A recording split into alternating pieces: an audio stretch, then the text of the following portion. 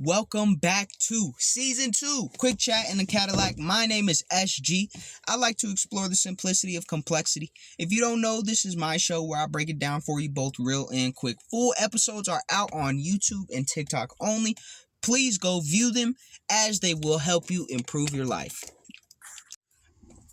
We back again, Babyface Assassin for Season 2. This is how I'm rocking. So, in Season 2, there's a couple things that you need to focus on. And I just talked about vision for the very first episode, but this is what I'd like to talk about next. I saw a video today about trauma, and there was this doctor guy. He was talking about how if you take a glass of water and piss in it, it doesn't matter how much sugar you add, it's still going to be piss in the water. And I thought that was a very interesting way to put the healing process. Because I'll be the first to tell you, starting from scratch is not always fun. They say there's nowhere to go but up when you hit rock bottom. But who likes hitting rock bottom unless you're a glutton for pain like some folks out there? And I'm not talking about the people that go to dominatrices.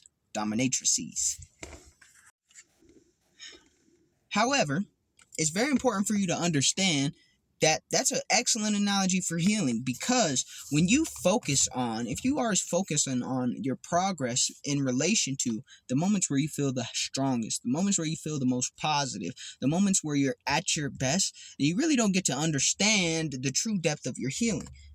Because your healing needs to occur for those pieces and parts of you that were hurt, wounded, and scarred when you were at your lowest, when the emotional toll had been taken already and you felt like you couldn't take it anymore, and boom, another cut, another slice, another stab in the back.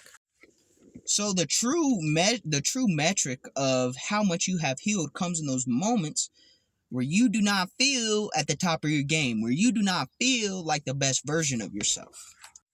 And that's what makes it very difficult to judge. And that's what also makes it very difficult to heal. Because to heal, you have to actively change in those moments or choose to do better in those moments. And that shit is not easy. In fact, it'd be very fair to say that that is the most difficult time to change your behavior. It's when you're feeling the most down on your luck. When you're feeling the most hurt and wounded.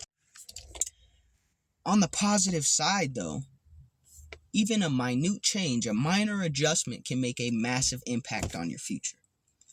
Especially in those moments. Especially in the moments where things are the most volatile, the most intense, the most emotionally driven. Those are the moments where even the smallest changes in behavior, the smallest changes in attitude, or the way that you try to process things will benefit you. It's like a butterfly or a ripple effect. Like it's a drop in the pool of water and it ripples outwards. So how do we keep our composure in those moments? There is no one right answer to this question.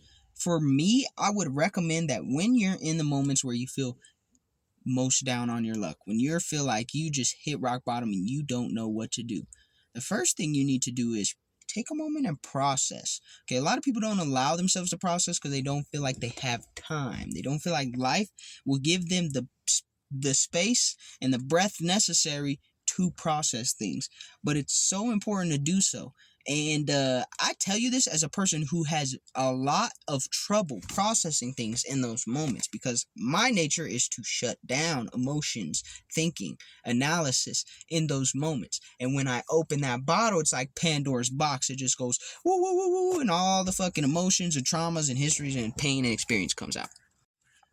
And acting in the exact moment that all that shit comes out usually brings a very emotional, a very poorly, we'll just say uncomposed response. And though I'm human and I give myself the space to actually experience those things in life, I know that making progress means being able to process those things probably a little more consistently, but also more effectively in potentially a less explosive manner. Now, I'm not saying I do anything super crazy when that shit happens, but I have a couple times. And when I did, it did not benefit me. It didn't do anything but allow me a momentary release. And then I just had to go deal with the after effects, the consequences, and the bullshit that comes with that anyway. There are a lot of schools of thought on this, but if you ask me, one of the best ways to accelerate your healing process is to put yourself in positions where you prior were protecting yourself from. Like, for instance, if you're someone who has difficulty in expressing love in relationships, put yourself in more scenarios where you have to express love and have relationships. I'm not saying run around and be Jody from Baby Boy, even though he wasn't that bad, but you see what I'm saying? Like, I'm not telling you to go fuck a million bitches or a million niggas. I'm telling you to put yourself in scenarios where you feel like you were protecting yourself from before to see if you've healed. Now, there's a limit to that. I'm not saying, you should physically endanger yourself just to, prove that you're healing. I'm saying that you should open up to life a little bit more. Open up to see the actual progress that you make. It's not easy, but it would seem easier and more comfortable for you to just shut down, go into your shell, and handle life from a state of permanent detachment, or what feels like permanent detachment. That's a very lonely and isolating road, and though some of us would love to live the hermit life, a lot of us out here, we just ain't built for that.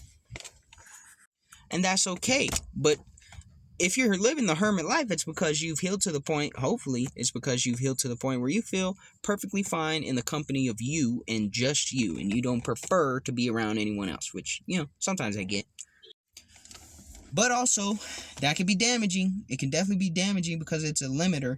It's a limiting experience, and you're not really forced outside of your comfort zone when you're only spending time in your own company. So my advice to you is continue to pursue meaningful relationships and experiences in life, even though you're hurt. And then when you get hurt, again, you need to process it real time. You need to take a moment to understand what's going on. Okay, this makes me feel like when X happened. This made me feel like when Y happened. And now I'm having issues with Z because of all the shit that happened in the past. So analyze what happened in the past. What were the mistakes that you made? And if you don't know what mistakes you made, then sure, phone a friend. I don't give a fuck. Call a therapist or some shit. But let me tell you, a lot of times people do make the mistakes. They just refuse to acknowledge them. And they're usually well aware of their mistakes. Again, they just refuse to acknowledge them for whatever reason. But that doesn't make it not a mistake. It just makes you ignorant to your own mistakes on purpose. And they say ignorance is bliss, but if you ask me, ignorance is bullshit, okay? You got to learn. At some point, the writing can only be on the wall for so long before you start to read a little bit, So in those moments where you're extremely hurt and you process and you take a moment to break down why it's making you feel the way that you feel, sometimes you may need to ask for a little bit of space to process.